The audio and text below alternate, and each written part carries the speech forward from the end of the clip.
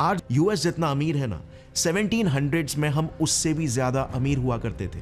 भारत तब एक सोने की चिड़िया नहीं बल्कि सोने का चील था, जो बाकी देशों के मुकाबले आसमान की ऊंचाइयों में अपने पंख लहरा रहा था। लेकिन आज रुपए को अमेरिकन डॉलर का गुलाम बुलाया जाता है। इतिहास में पहली बार अमेरिकी डॉलर के मुकाबले भारतीय रुपए 80 के पार चला गया है। आज अमेरिका के एक प्रेसिडेंट बदलते ही हमारे रुपीस की कीमत ताश के पत्तों के जैसे बिखर जाती है। Today the rupee suffered its worst single day drop in close to 2 months. आज अमेरिका बड़े ही घमंड के साथ ये कहता है कि अगर हम चीख भी मारे ना तो पूरी दुनिया में ठंड पड़ जाती है। Indian currency, the rupee, has been making headlines every day for the last few weeks.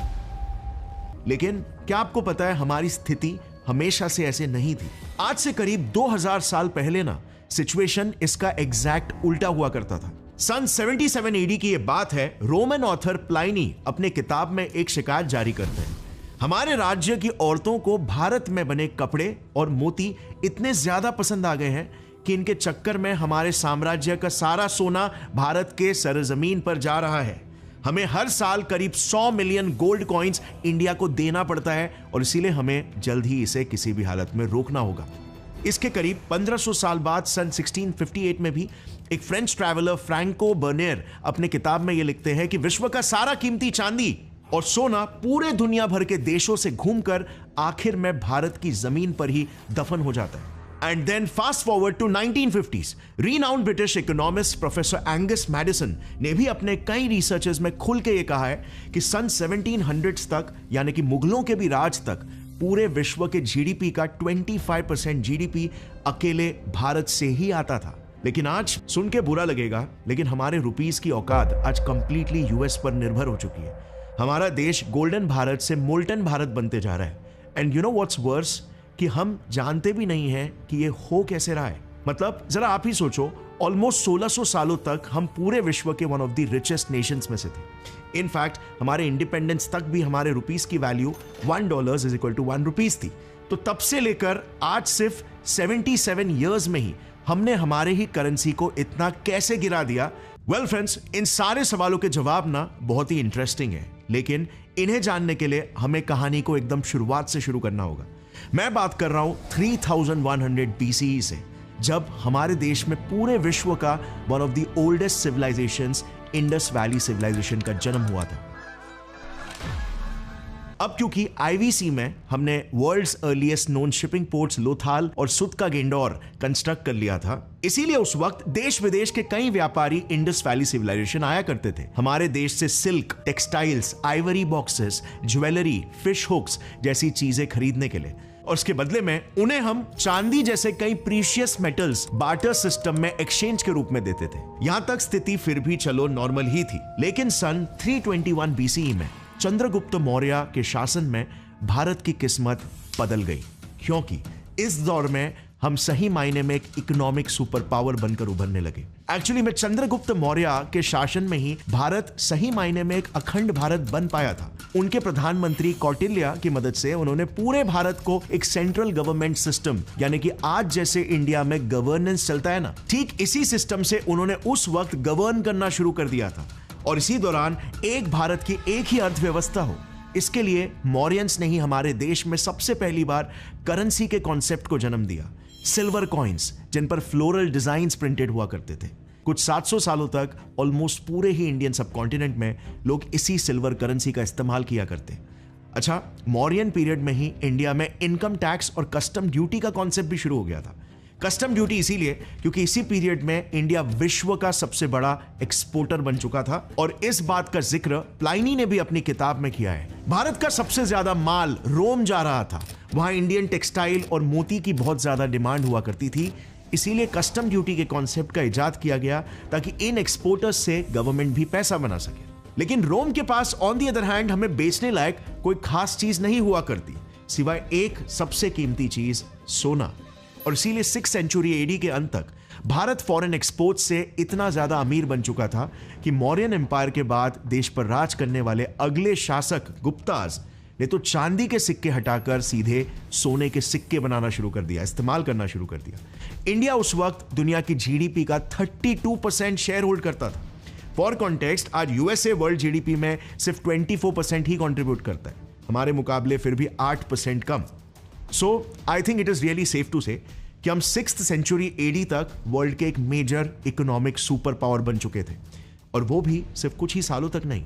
हमने ये पद ऑलमोस्ट 1600 सालों तक कायम रखा। इनफैक्ट मुगलों के राज में भी हमारी जीडीपी 25% होल्ड करती थी। जानते हो ये कैसे मुमकिन था? वेल, एग्जैक्टली उसी वजह से जिस तरीके से आज चाइना इकोनॉमिक सुपर पावर बन के बैठा है। यस, मैन्युफैक्चरिंग हब बन के इंडिया का हर एक कोना कुछ ना कुछ प्रोड्यूस या मैन्युफैक्चर जरूर करता।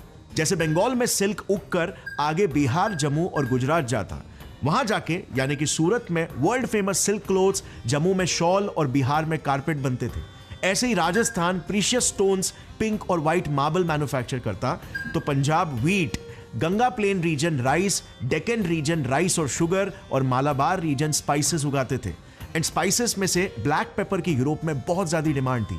इतनी डिमांड कि अगर आप नहीं जानते तो बस इतना समझ लो कि तब यूरोपियंस हमारे ब्लैक पेपर्स को काला सोना बोला करते थे। इंडिया ऑलमोस्ट हर चीज एक्सपोर्ट करता था, कपड़ों से लेकर फर्नीचर्स तक, जरूरी सामानों से लेकर लग्जरी आइटम्स तक, सब कुछ। और इसके बदले में पूरी दुनिया भारत को सोना चांदी दिया करती थी। इंडिया इंडस वैली सिविलाइजेशन से लेकर 1700s तक, ऑलमोस्ट मुगल पीरियड तक वर्ल्ड का one of the largest exporter था। तो फिर आज कैसे हम एक ट्रेड डेफिसिट नेशन बन चुके हैं? वेल, आज फ्रेंड्स मैं आपको मुगलों ने और ब्रिटिशर्स ने कैसे हमें लूटा, हमारे रॉ प्रोडक्ट्स को लेके जाके फिनिश गुड्स बना के हमसे ही कमाया, ये सारी चीजें नहीं बताऊंगा, क्योंकि हम ऑलरेडी इस पर कई वीडियोस बना चुके हैं और ये सभी चीजें हम जानते हैं। अभी के लिए फिलहाल मैं फास्ट फॉरवर्ड करना चाहता हूं 1821 में, जब भारत से लूटे सोने से ब्रिटेन ने दुनिया में एक इन्वेंशन किया। ब्रिटेन ने इस भारत से लूटे सोने से अपने देश में एक नया करेंसी एक्सचेंज सिस्टम ही शुरू कर दिया, द गोल्ड स्टैंडर्ड सिस्टम। साल 1821 में ब्रिटिश सरकार ने डिक्लेयर किया कि अब से उनकी करेंसी पाउंड की वैल्यू गोल्ड से बैक होगी। एग्जाम्पल देकर समझाता हूं। समझो उस वक्त ब्रिटेन के पास 100 किलो सोना था, तो ब्रिटेन इस सोने के प्रपोर्शन में नोट्स छापकर उसकी वैल्यू को डिसाइड कर सकता था। मतलब अगर फॉर एग्जाम्पल ब्रिटेन ने 10 पाउंड्स के 10 नोट्स छापे, तो 1 पाउंड की वैल्यू हो गई 1 किलो सोना। उस समय अगर कोई इस नोट को बैंक लेकर जाता, वो इसके बदले में सोना विड्रॉ कर सकता था। इससे लोगों को फिजिकली सोना कैरी करने की कोई जरूरत नहीं थी, जैसे उन्हें पहले करना पड़ता था। ये काइंड ऑफ आज ही के ट्रांजैक्शंस की तरह ही था कि नोट दो और सामान ले लो। इसमें बस यही फर्क था कि आगे दुकानदार चाहे तो या तो वो नोट को सोने में कन्वर्ट कर सकता था, या फिर उस नोट को आगे दूसरा कुछ खरीदने के लिए पास ऑन कर सकता था। और इस तरह गवर्नमेंट गारंटीड पेपर नोट्स का कॉन्सेप्ट पूरे दुनिया में शुरू हुआ। दुनिया में इसी एक्सचेंज वैल्यू और पेपर नोट्स को लेकर ट्रेड होने लगा। अब दूसरी तरफ भारत का सारा सोना लूट कर भी ब्रिटेन का दिल नहीं भरा, वो हमें और बर्बाद करना चाहते थे। इसके लिए उन्होंने एक तरकीब निकाली। साल 1835 में ब्रिटेन ने कॉइनेज एक्ट पास करके एक uniform currency Indian rupee introduce की।